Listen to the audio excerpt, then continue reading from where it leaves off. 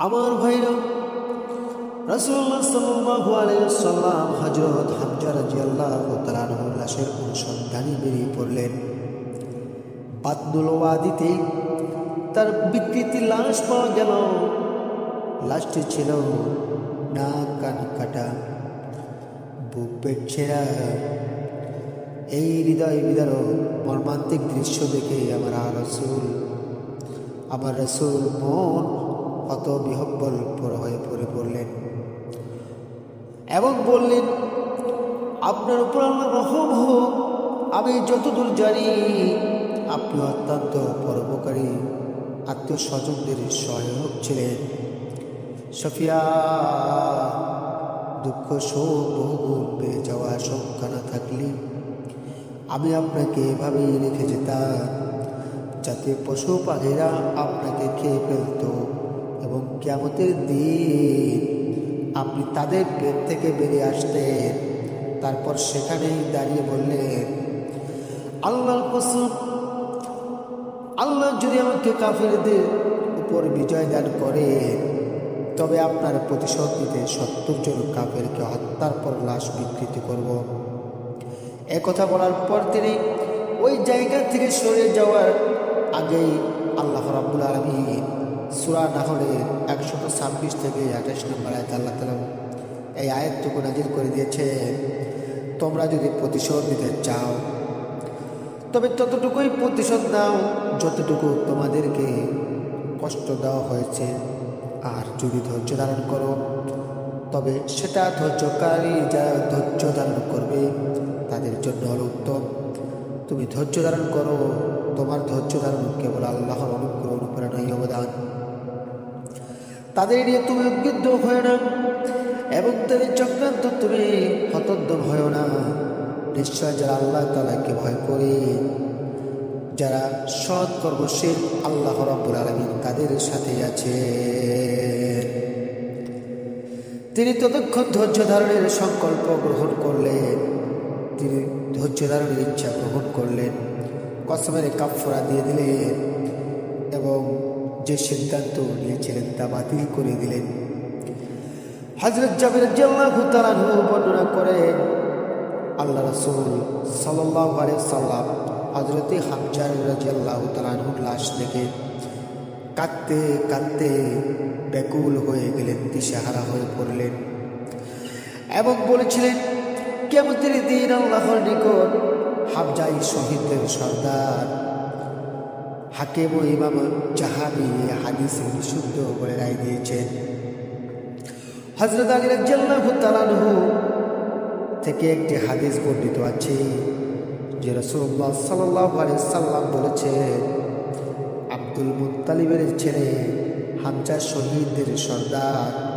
এই কারণেই হযরত হামজা রাদিয়াল্লাহু তাআলা আনহুকে সাইয়্যিদুশ শুহাদা অর্থাৎ শহীদদের সর্দার উপাধিতে ভূষিত হয়েছে। সুবহানাল্লাহ।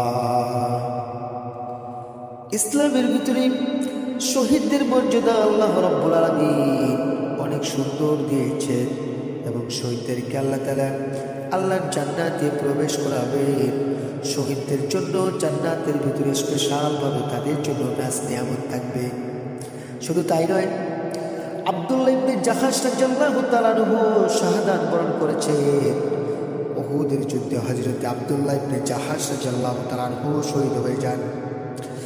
সাঈদ ইবনে আবি ওয়াক্কাস রাদিয়াল্লাহু তাআলা আনহু বর্ণনা করেন, উহুদের দিন যুদ্ধ শুরু হবার আগে আব্দুল্লাহ ইবনে জাহাশ আমাকে একদিকে ডেকে দিয়ে বিবৃতি হয়ে বললেন, এসো আমরা দুজন কোথাও আলাদা বসে আল্লাহ তাআলার কাছে দোয়া করি এবং একে অপরের দোয়ায় আমরা বলি আমিন। সাদ বলেন, তার কথা মতো আমরা দুজনেই এক কোণে সবার কাছ থেকে আমরা আলাদা হয়ে বসে পড়লাম। তারপর প্রথমে আমি দোয়া করলাম যে, হে আমার রব ও আমার আল্লাহ, আজ আমাকে এমন শত্রুর মুখোমুখি করে দাও, আমাকে এমন শত্রুর মুখোমুখি করে দাও আমার রব, যে অত্যন্ত সাহসী, দুর্ধর্ষ ও রাগী। কিছুক্ষণ আমি তার আক্রমণ প্রতিহত করব এবং তারপর সে আমার আক্রমণ প্রতিহত করবে। তারপর হে আমার আল্লাহ, আমাকে তার উপর বিজয় করে দিও, আমাকে তার উপর তুমি বিজয় করে দেও, যেন আমি তাকে হত্যা করতেও তার সহায় সম্পদ ছিনিয়ে নিতে পারি। আব্দুল্লাহ ইবনে জাহাজ রাদিয়াল্লাহু তাআলা হতে আমিন আমিন বললেন।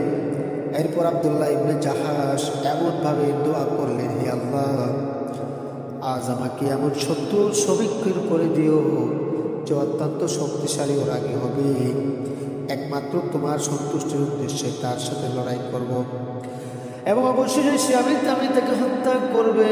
অবশেষে সে আমাকে হত্যা করবে, আমার না আমার কান কাটবে। হে আমার আল্লাহ, আমি এই তোমার সাক্ষাৎ করব এবং তুমি জিজ্ঞেস করবে, হে আব্দুল্লাহ, তোমার না তোমার কান কেন কাটা, তোমার এগুলো এই তোমার শরীরের অঙ্গগুলো কেন কাটা গিয়েছিল? তখন বলবো, হে আমার আল্লাহ, তোমার রাসূলের পথে। আর তুমি তখন বলবে, তুমি সত্য বলেছ হে আমার রব, তুমি এবং তোমার রাসূলের পথে আমি জীবন দিয়েছি। তোমার দিন কায়েমের জন্য আমি চেষ্টা করতে গিয়ে না কান কেটে ফেলেছি। তারপর বলবো, তুই সত্য বলেছ। সাদ ইবনে আবি ওয়াক্কাস রাদিয়াল্লাহু তাআলা বলেন, তার দোয়া আমার দোয়ার চেয়ে ভালো ছিল। সন্ধ্যার সময় তার নাক কান কাটা লাশ দেখলাম। সাদ বলেন, আল্লাহ আমার দোয়াও কবুল করেছিলেন। আমি একজন দুর্দান্ত কাফেরকে হত্যা করেছিলাম ও তার মালপত্র ছিনিয়ে নিয়েছিলাম। এই জন্য আমার ভাইরা, আল্লাহ তাআলার কাছে যখন কোনো নেক বান্দা নেক উদ্দেশ্য নিয়ে আল্লাহ তাআলার কাছে চান, আল্লাহ তাআলা ওই বান্দার দোয়াকে আল্লাহ ফিরিয়ে দেন না। আল্লাহ অবশ্যই তার গোলামের ডাক শুনে তার গোলামের মনের বাসনাগুলো আল্লাহ তাআলা কবুল করে দেন। সুবহানাল্লাহ। এই জন্য আমাদের মনে নিয়ত থাকবে, শাহাদাতের তামান্না